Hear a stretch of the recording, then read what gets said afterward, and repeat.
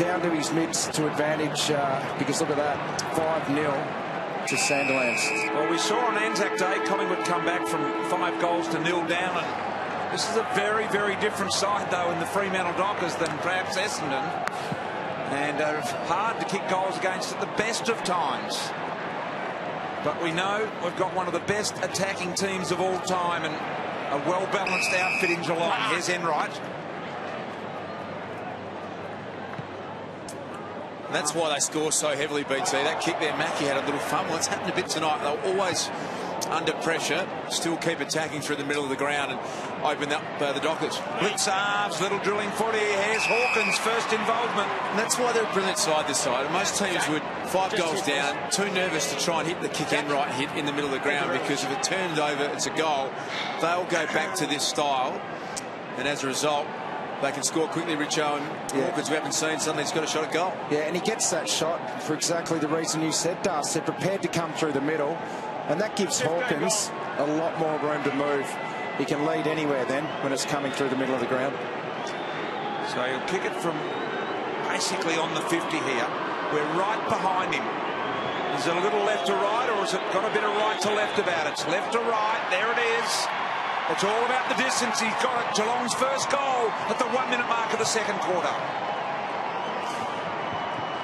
Nice finish by Tommy Hawkins. Just become a really reliable shot on goal.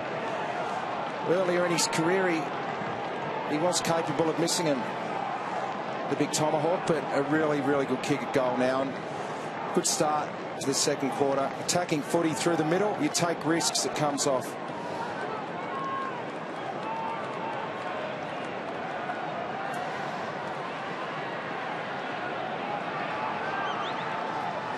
BT, you're our goal-kicking expert. He's improved this part of his game. He has, and he's getting through the footy, Das. Remember, he used to just sort of tinker at it and touch it and not follow through and not really get through the footy like he really wanted to kick it. And I noticed then that he really got through that footy in a very aggressive fashion. So Geelong with their first goal, just 24 down now. Pavlich and Guthrie. Hill, who was explosive in the first quarter. Mundy got the give and go. Crowley some nice help. Gave Mundy an extra 10. Mzungu the target. Standing tall was Blitzarves. And now Rivers. Enright out of bounds on the 4. It'll be a Mundy 3. He doesn't make mistakes very often. And the play on sets up Mzungu for his third goal. Got a massive issue with Mzungu at the moment. He's pushing forward and finding far too much space. There's that hit out to advantage to Mundy. Gee, that's clean. You can't stop that, BT. That is clean. But they've got to do something about Mzungu. I think that's his 3rd or 4th mark inside 50. He's finding too much space in there. To equal his career high of 3 goals early in the second quarter, if you don't mind. Mzungu misses to the right. Saw the work of Sandilands. He's had 100 hit-outs to advantage coming into tonight. It's 21 more than anyone else in the AFL. What they haven't done is convert that advantage into score. But tonight, the reverse. They're getting Mundy on the run. They're getting real advantage from their clearances tonight. The back of Sandilands. Look at this, Geelong all going to one side here. Every player bar 2 trying to outnumber them on one side with the Fremantle pressure and zone, if you like. Gee, that was a good hip and shoulder by Mundy. Duncan gave him a little one on the way through, but Mundy was sensational and squeezed the trigger with the handle to make the 5, and Barlow on the end of it. Taylor, sensational stuff. Barlow, long attempted goal off to the right. See the handball. BT, you called those 3 players then. It was sensational by David Mundy. At first his attack on the ball and Joel Selwood there, but then his quick hands to Fife, kick to Barlow. It's those 3 players who are the key to Fremantle. Just such brilliant contested ball winners in the middle part of the ground. Hatton right in front of you. Now Mzungu marks the intercept. Kelly, can he go? No, he's held up. We were all here last year for the brilliant final where Fremantle destroyed the Sydney Swans. It's the best pressure game I've ever seen. They're not at that level tonight, Fremantle, but they're starting to get up. Look at the tackle pressure and the chase. Geelong are under pressure every time they've got the footy. From what I've seen, Das, I think this is their best for the year in terms of that aspect. Probably equal with the Collingwood game, round 1 at Etihad. Selwood to Hawkins. Need good jukes. Got him. This will definitely be a little left to right. It's not the actual tackle numbers, it's just that referred pressure. They've only had 10 tackles, Freo, but they're always there making you make a decision. Gee, to Varco. Varco's got it, so he's same angle, a little closer. Daniel, sit back.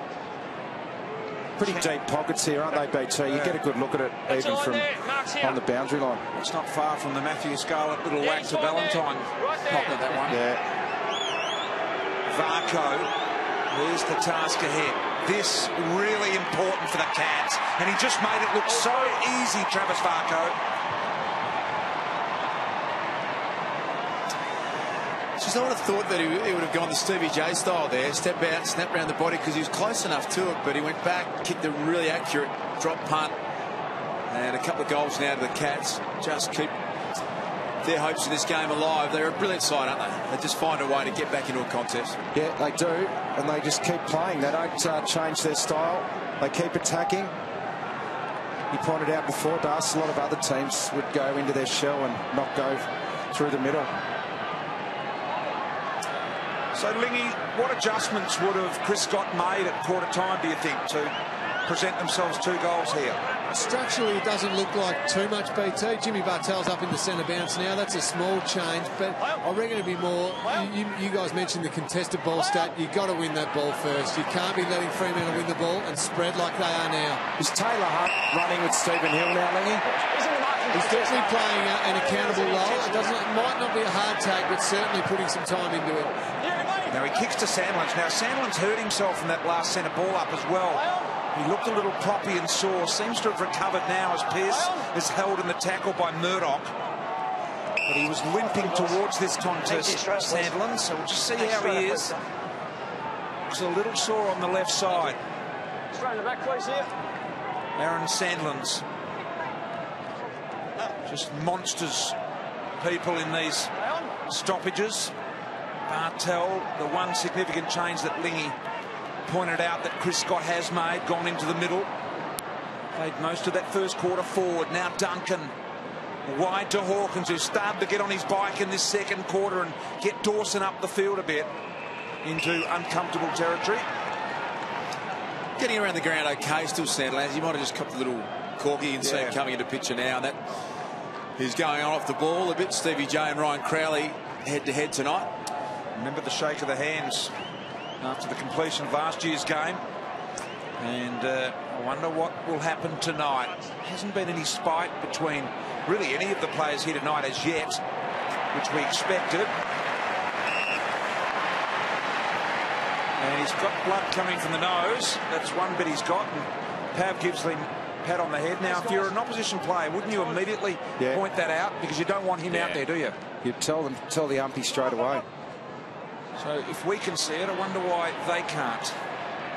That's Taylor Hunt. Probably concentrating on other things, aren't they? And no one's noticed it yet. They mightn't be able to see that high either, BT. Thank you. I think he's got altitude sickness. Hey, Aaron, you're going to have to go off, mate. So the umpire He's going off now. And the rule says that it must be flowing blood. Of course, if it was just a bit of blood on his nose and it wasn't flowing, you can have it seen to on the ground. Yep, which is a good common sense rule. I like the idea of that. Big Sandy's going to come off and get that attended to. Let's have a look. Oh, have a look at Taylor Hunt though. See, now there's no ifs and buts about that. Like, that's head contact, right? Yeah. But because it's accidental, we're not going to really say much more about it, are we? No, of course so we're it's not. an accident and there's no penalty there. Absolutely not. No confusion there. And I just wonder why the rule wasn't always like that. I like the term accidental and incidental. If we're going to reevaluate the bump which we're talking about, those two words should be there somewhere.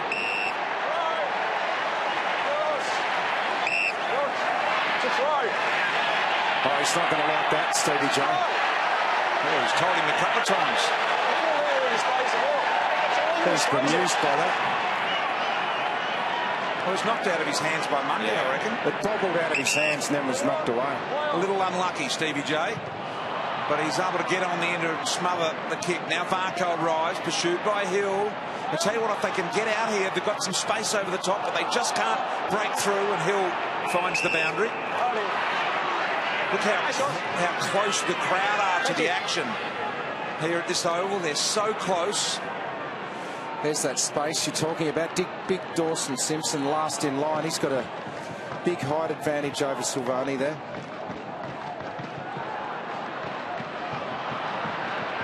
Fife, McIntosh, Taylor Hunt, threaded the needle. Hall Smith now. Mackie into the middle. This can work for the Cats. Duncan a drawing football to Bartel, giving them a lift since he's gone into the mid. G. Hawkins was being held there by Dawson around the neck. Umpire didn't see it. Now Silvani through traffic, squeezed his way, inching ball to Fife. Outstanding by Silvani. He left his man Simpson and made the running for that ball. It was brave play. Went for a little too much on the kick, Fife. Duffield, who's done well in this game. Now, which way does this go? Crowley. Yeah, not happy against Stevie J. Umpire said he had a piece of Crowley's arm, paid the free kick, and he just shakes his. Same umpire too. Umpire Jeff Dalglish. So Crowley from 55 gives it every inch that he's got in the leg. Yeah, don't reckon he was ever going to get that, Ryan Crowley. Should have gone top of the square. So is there a bit of an arm grab there? Take his turn around. Watch this. Oh, boy. It's probably the arm grab the other way. It wasn't maybe over the shoulder Earlier. Yeah. So Geelong here. Big mark by Fife over the top. Gee, their midfielders can mark the footy. Mzungu, Fife. It's a real weapon for him, isn't it? Oh, sensational. Fife goes long and deep again. Pavlich for his third goal. Snap over the shoulder. He's just missed. Richo, you mentioned the ability for their midfielders. We've seen that Fife take a fantastic grab. About their ability to take a mark. Those three key mids are all over 6'3". Fife 190 centimetres, David Mundy 192, and Barlow 190 as well. They're tall midfielders. With good sized backsides too, to get through the traffic and hold their position and not fall. Duncan's kick is really wide. Good point, Lingy. Hey, Lingy, I reckon if I could pick any midfielder in the competition that I wanted to be the best player for the next 10 years out of anyone, I reckon I'd pick Nat Fife. I think he would be the one that's young enough, good enough and still improving. I reckon he'll be the best midfielder for the next 7 or 8 years. He's just a gun. He's a special talent, isn't he? Wins the ball in a contest, takes a mark as we just saw, and he's got great skills.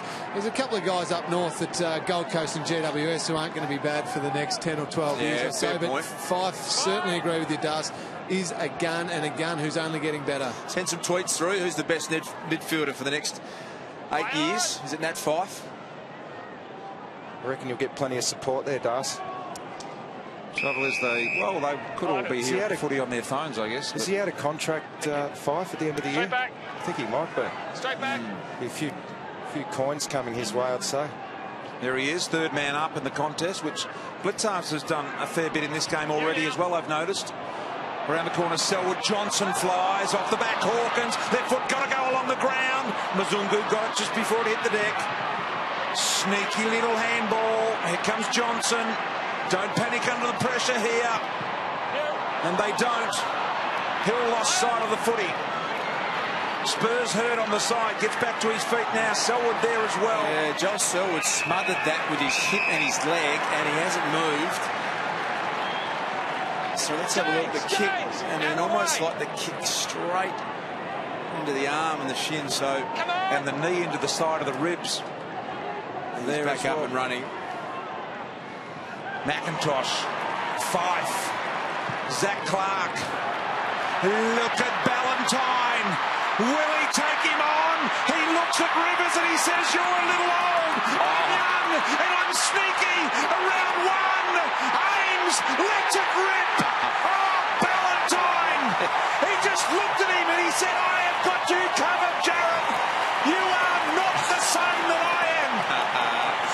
Yeah, great call. It was just always going to happen. He looked up, Ballantyne in space, and you went, "Oh no, poor Jared Rivers. Good luck. Look at this." He just evaluated the situation, didn't he?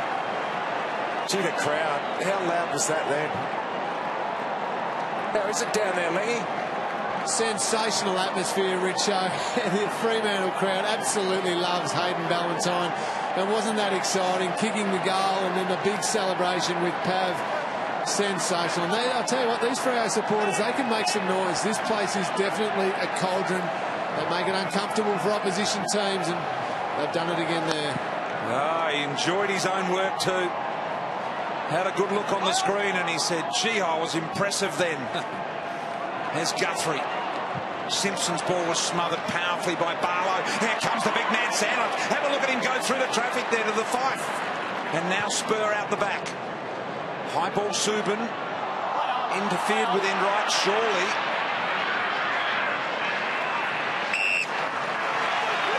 Thank you. Corey Enright says, what about me? So Geelong with Keep the meter, please. 2-1 in this quarter, just inching their way back, but it's a long way back against this all-conquering Dockers outfit in this sort of mood. There's Blitzards again, third man up in the contest. Done that a lot. Selwood out the back, just pulled the kick, and that's good to Hawkins, who's really starting to present well now. Back to Selwood, and a little bit of traffic. Hawkins and Guthrie combine, inching ball to Bartel. Bartel now, opportunity Duncan, and didn't they do that well, the Cats? Perfection with foot use. Yeah, great foot skills under pressure there, the Cats. It's a great asset they've got, Richo. They're really good at hitting targets. You've got to love how Selwood gets that initial kick to Hawkins, and he always pushes hard forward. He got the handball back, just creates that overlap, and pretty hard to defend that. This is a really important shot for Geelong, where some 16 minutes into the second quarter, and has missed it to the right. Would have brought it back to 21 points. Lengy, Harry Taylor is on the bench. Lonergan's gone to Pavlich. Is everything okay there? Would he normally be coming off the ground like that? Well, he wouldn't rotate a hell of a lot, and he's only had the 2 possessions. I'm not saying he's been dragged for form. That doesn't happen these days. As Jordan Murdoch nearly kicks a great goal on his left foot, but well cut off. I'd say it'd just be a rotation opportunity. Looks fine there. He's not getting any treatment at all, so I'd say he joined the game again pretty soon. Jackson Sheringham sitting there with the Suns green vest on for Geelong. They're out here. Johnson down the middle has got the running Sheridan. He's a running machine out of Riddles Creek. Sheridan, beautiful football. Barlow thought about going on. The boy out of Assumption College, Michael Barlow, thought about it and said, nope. I'll have a look at the set shot. Well done, Johnson. Get the stopwatch on that transition, BT, from the kick in. Couldn't get down the ground much quicker than that. Beautiful kick by Sheridan. And he is a running machine, Tom Sheridan, when he gets going. That's 15 seconds. Been used a lot as the sub. Had 30 touches in the waffle last week and kicked 2. Here's Barlow. Bad miss. All clear. Thank you. Thanks, Chris. Yes, I was mentioning that Assumption College are having a best ever AFL team. 160 players they've got to choose from. She's going to be a good AFL team. From Assumption. Shane Crawford would be a lot. Billy Brownless, a great builds at Assumption College boy. Neil Danaher, whole host of them. And Barlow will certainly get a look in there too, I would have thought. Here's Fife. Somehow he got loose. I'm not sure how he got there. Forward to the mark. This is the big issue at the moment. Time back on. Freo mids pushing forward. Barlow just had a shot on goal. Musungu's kick goals. Fife going for his second now. Fine there, Nat. Have a look at this. He just sneaks around the back here.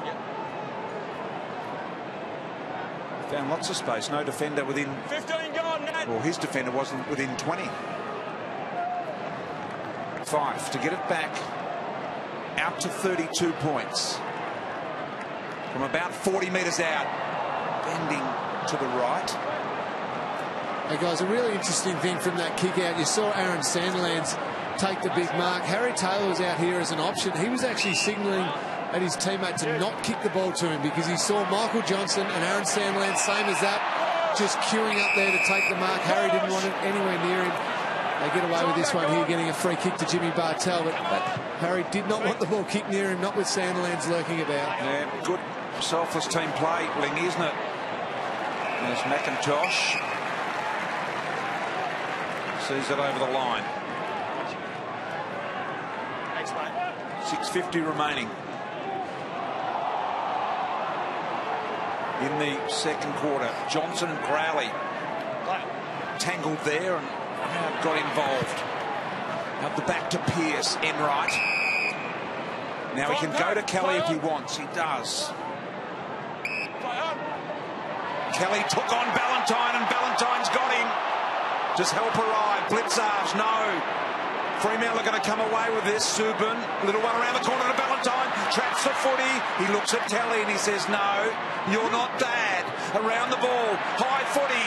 Pavlich has taken a beauty.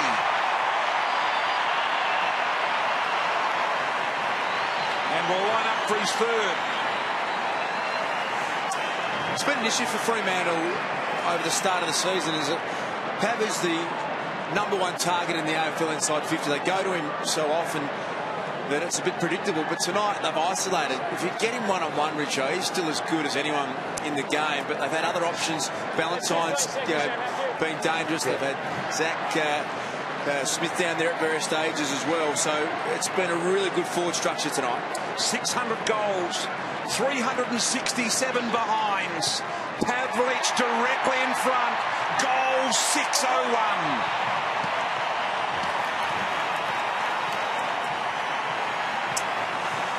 There's the Pav. And what a great night. The family are all here. Dad Steve up the back. Great celebration for one of the modern greats of the game, Big Pav. And you love seeing the big milestone game celebrated like this in fine style. And it's sort of not supposed to happen, is it, that the 300 game is the star of the night? It's nice when it does, though. Well, a lot of 300 gamers can sometimes just fall across the line, BT. Not this man. He has just been superb tonight. 3 big goals, dominating up front for the Dockers.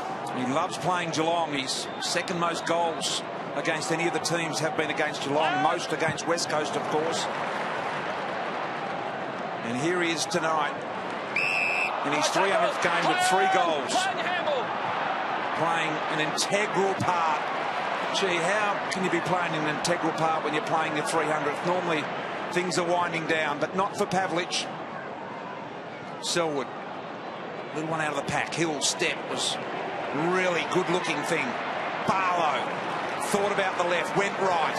Now they've found space. Sheridan again, over the top, puts it in front of Hill.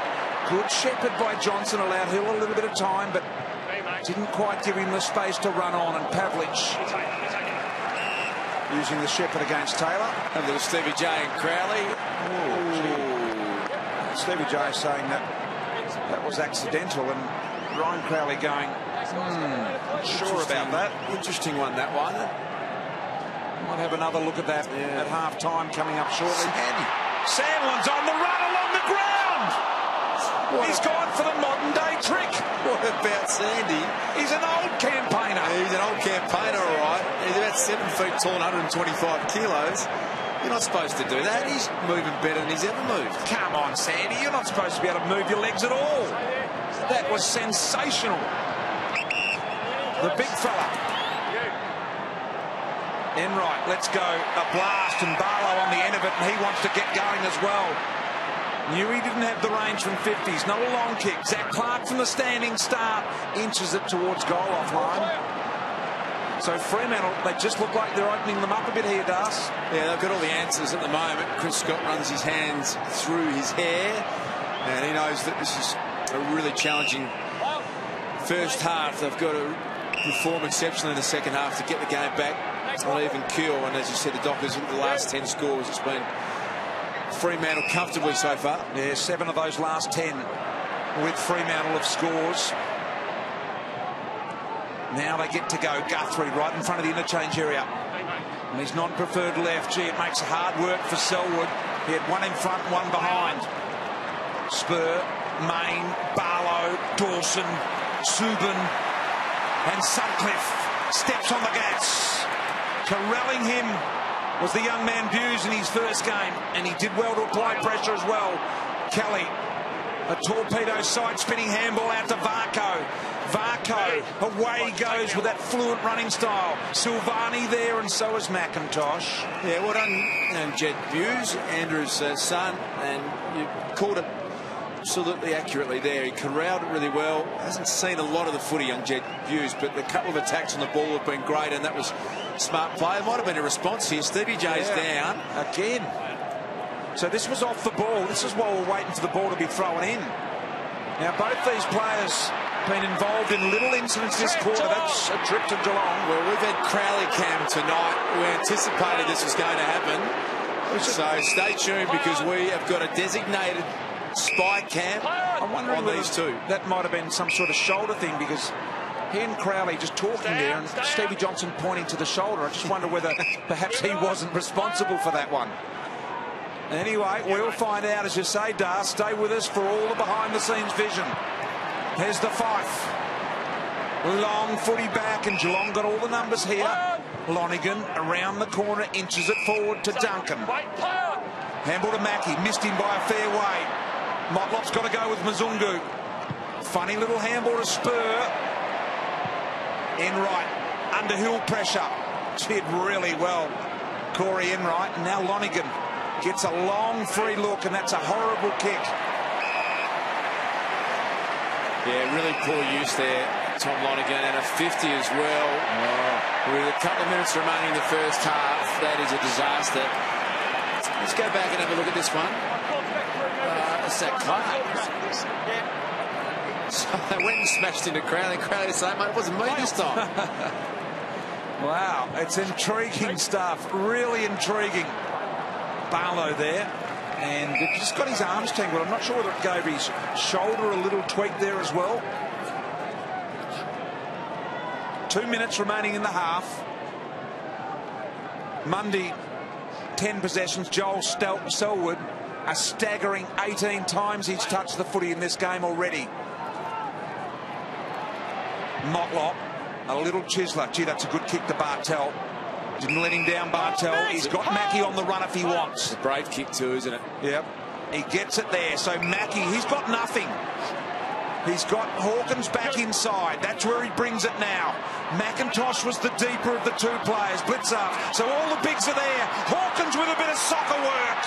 Really well conjured up by Tom Hawkins. Just have to love the way this side plays. That kick that you call across the ground, BT, takes so much courage. They back themselves in, and then Mackie was able to drive it long. They manufacture a goal. Really important for the game's sake, that one. And Tom Hawkins, quiet start. He's now got a couple. They're doing his job very well.